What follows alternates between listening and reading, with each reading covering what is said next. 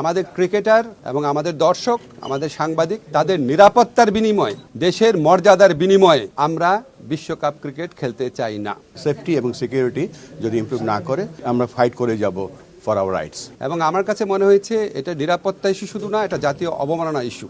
কিন্তু আমাদের ক্রিকেটারদের নিরাপত্তা, বাংলাদেশের নিরাপত্তা, বাংলাদেশের মর্যাদা, এটার প্রশ্নে আমরা কোনো আপোষ করব না। আজকে আমরা বাংলাদেশ ক্রিকেট বোর্ডে যা পরিচালকরা আছেন, বুলুল ভাই আছেন, ফারুক ভাই আছেন, সবার সাথে বসেছি। আমরা আজকে সিচুয়েশনটা নিয়ে আলাপ করেছি। আমরা সবাই একমত হয়েছি যে বাংলাদেশ কষ্ট করে কোয়ালিফাইং রাউন্ডে কোয়ালিফাই করে বাংলাদেশ বিশ্বকাপে টি-20 বিশ্বকাপে খেলার যোগ্যতা অর্জন করেছে। আমরা ক্রীড়া পাগল নেশন, আমরা ক্রিকেট ভক্ত নেশন, আমরা অবশ্যই খেলতে চাই।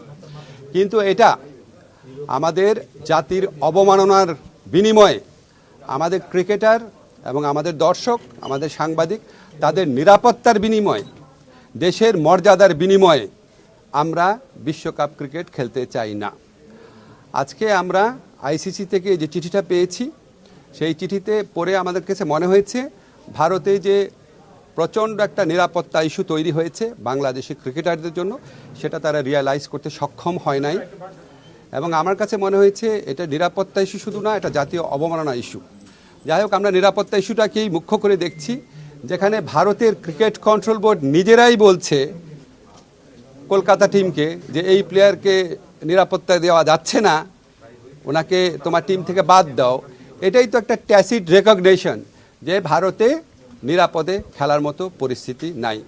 আমরা ভারতের যে বিগার পিকচার আছে, সাম্প্রদায়িক পরিস্থিতি, সেটা নিয়ে কিছু বলতে চাচ্ছি না। কিন্তু আমাদের ক্রিকেটারদের নিরাপত্তা, বাংলাদেশের নিরাপত্তা, বাংলাদেশের মর্যাদা, এটার প্রশ্নে আমরা কোনো আপোষ করব না। আমরা ক্রিকেট খেলতে চাই, আমরা বিশ্বকাপ খেলতে চাই, এবং এটা আমরা আরেকটা যে আয়োজক দেশ আছে শ্রীলঙ্কা, সেখানে খেলতে চাই। এই পজিশনে আমরা অনর আছি। আমরা কেন এই পজিশনে অনর আছি? আমরা আশা করি আমরা আইসিসিকে বুঝাতে সক্ষম হব, এবং আইসিসি আমাদের যুক্তিগুলো সহৃদয়তার সাথে নিরপেক্ষভাবে বিবেচনা করে আমরা কষ্ট করে যে অর্জনটা করেছি সেই টি-20 বিশ্বকাপে আমাদের খেলার সুযোগ করে দিবে। ধন্যবাদ।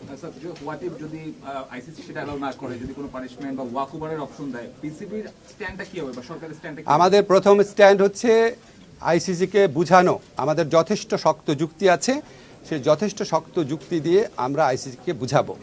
আমাদের স্ট্যান্ডের মূল নীতি হচ্ছে বাংলাদেশের নিরাপত্তা, বাংলাদেশের সম্মান আর বাংলাদেশের মর্যাদার প্রশ্নে আমরা আপোষ করব না। কিন্তু আমরা অবশ্যই ক্রিকেট বিশ্বকাপ খেলতে চাই। তারপর পরবর্তী পরিস্থিতি যা হবে সেটা নিয়ে আবার আমরা বসে আমরা সিদ্ধান্ত নিব। এখন পর্যন্ত আমরা এই সিদ্ধান্ত খুব ক্লিয়ারলি নিয়েছি যে আমরা আইসিসিকে বুঝাবো যে আমাদের ভারতে খেলার মতো পরিবেশ নাই।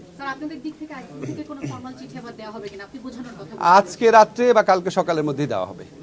বলবো কিছু বলতে আজকে ফেলানি হত্যার 15 বছর। জি, তো আপনি কি মনে করেন যে আমাদের পররাষ্ট্র নীতি আরেকটু স্ট্রং হওয়া উচিত? মানে আমরা অনেক সময় একটা লম্বা সময় আপোষ করেছি, জনগণও চাচ্ছে সেটা। আপনারা শোনেন, আমি একটা জিনিস বুঝায় বলি। আমি যখন ঢাকা বিশ্ববিদ্যালয়ের শিক্ষক ছিলাম তখন আমি যে কোনো বিষয়ে মন্তব্য করতাম। সেই জন্য আপনারা আশা করেন কি আমি যে কোনো বিষয়ে মন্তব্য করি, কিন্তু সেই এখতিয়ার যে আমার না, এটা খেয়াল করেন না।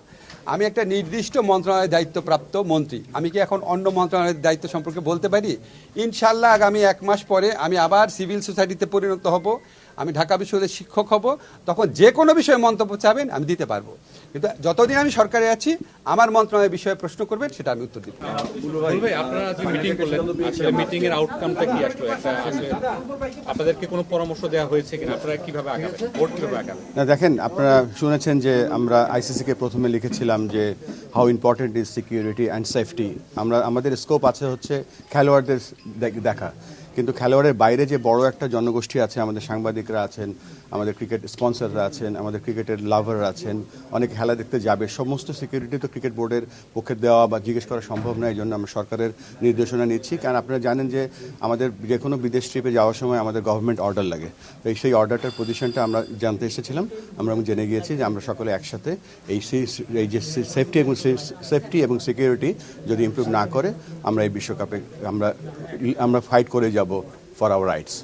বলবে আপনার তো আপনাদের সিদ্ধান্ত চেঞ্জ করবেন সেফটির উপর ডিপেন্ড করছে কিছু সম্পূর্ণ না, এটা তো আমরা তো একটা ভ্যালিড রিজন নিয়ে কথা বলছি বা আমরা রেজ করছি। আমরা তো এতগুলো বিশ্বকাপ খেলেছি, কখনো এই ধরনের কথা বলিনি। আমাদের কাছে মনে হচ্ছে তাই আমরা এটা রেজ করেছি স্ট্রংলি। আইসিসি যদি বলে যে না আপনাদের এখানেই খেলতে হবে, তখন আসলে আপনারা সিদ্ধান্ত পরিবর্তন করবেন কিনা? না, আইসিসিকে আমরা বোঝাবো, আমাদের মন্ত্রী মহোদয় যেভাবে বলে গেলেন আমরা বোঝাবো। কেননা দেখেন, পূর্বেও কিন্তু সিকিউরিটির কারণে বিভিন্ন এই ধরনের ইভেন্ট হয়েছে এবং আপনারা জানেন যে হাইব্রিড বিশ্বকাপ যে হচ্ছে সেটার মূল কারণটাই কিন্তু সিকিউরিটি। সো আমরা আশা করছি যে আমরা যে আমাদের রিজনগুলো আছে সেগুলো আমরা এস্টাবলিশ করতে পারবো। এখানে তো অন্য আরো দেশ খেলতে যাবে, তো তাদের নিরাপত্তার বিষয়টিও চলে আসবে নিশ্চয়ই। তারা যদি কমপ্লেন না করে আমাদের কমপ্লেনটা টিকবে কিনা আপনি কি মনে করছেন? না, আমরা তো ভ্যালিড রিজন নিয়ে কথা বলছি। এটা তো আর দেখেছেন তো মুস্তাফিজ যখন একটা খেলোয়াড়কেই যখন দেখলাম যে শৃঙ্খলা সিকিউরিটি দিতে অসুবিধা কারণেই তো তাকে বাদ দেওয়া হয়েছে, তখন একটা দল, একটা পুরো বাংলাদেশের জনগোষ্ঠী যারা খেলা দেখতে যাবে, এটা তো বিরাট ব্যাপার। এটা ইমপ্যাক্ট কি ধরনের পড়তে পারে লং টার্ম আপনি কি মনে করছেন? না, লং টার্ম না, আমরা দেখেন আমাদের জাতীয় দল তৈরি করছি। আমরা আপনারা জানেন যে আমাদের টিম স্কোয়াড ঘোষণা করে দেওয়া হয়েছে। আমাদের কিন্তু এই বিপিএলটা অনুষ্ঠিত হচ্ছে, কিন্তু ওয়ান অফ দ্য রিজন যে টি-20 ফরম্যাটে আমাদের টিমটা যেন ইউজ টু হয়, সবকিছু আমাদের দিক থেকে আমরা প্রস্তুতি রাখছি। সো আমাদের এখানে কোনো ছাড় নেই। কিছু কনসিকুয়েন্স আছে, যেমন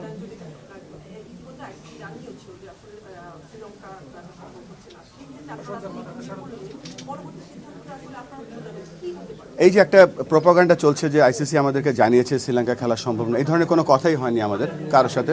ইন্টেনশনালি করা হচ্ছে। আমি জানি না, এটা একটা প্রোপাগান্ডা আমি বলবো, ফলস নিউজ। কেননা এখনো আইসিসির সাথে আমাদের যোগাযোগ হয়েছে একটা, আমরা তাদেরকে জানিয়েছি, তারা আমাদেরকে জানতে চাইছে কি কি ইস্যু। তো আমরা এখন কি কি ইস্যু সেগুলো লিখে পাঠাবো। একটা বিষয় ছিল মার্চে খেলা, সেক্ষেত্রে একটা নির্বাচন হলো ফেব্রুয়ারিতে,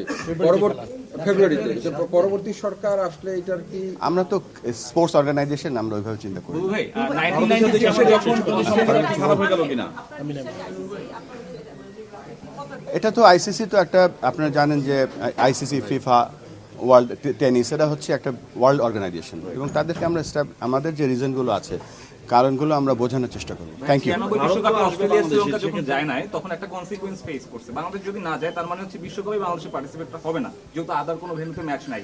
সো বিসিবি কি সেটাও কনসিডার করবে? বিসিবি সেটাও কনসিডার করবে। যখন চ্যাম্পিয়ন্স ট্রফি হয়েছিল তখন ইন্ডিয়া পাকিস্তানে যায়নি এবং পাকিস্তানও কিন্তু গত কয়েকটা বিশ্বকাপ খেলতে ইন্ডিয়াতে আসেনি। সো আমরাও আশা করছি যে আমরা একটা সঠিক অ্যান্সার পাবো। আমি একটু সহজ করে দিই আপনাকে, যদি এরকম হয় ভারতে না যাওয়ার বিনিময়ে যদি বিশ্বকাপ কনসিডার করতে হয়, কম্প্রোমাইজ করতে হয়, সিচুয়েশন আমাদেরকে বলবে, আমরা আমাদের ব্যাপারে অনড়। Thank you.